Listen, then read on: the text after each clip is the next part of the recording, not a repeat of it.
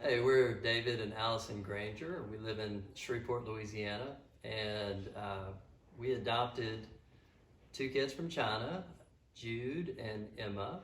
And when we adopted Emma Granger, she had a burn scar on the back of her head that the skin could not grow hair. And so we wanted to help Emma and figure out a way to give her confidence and provide some type of hair or something on her head. So she's had surgeries and different things, but we still had some burn scar that needed to be covered. And so that led us to meet Stormy. Okay, so my sister is a missionary in Panama, and she called me one night. She said, I met somebody, and I think it's going to be great.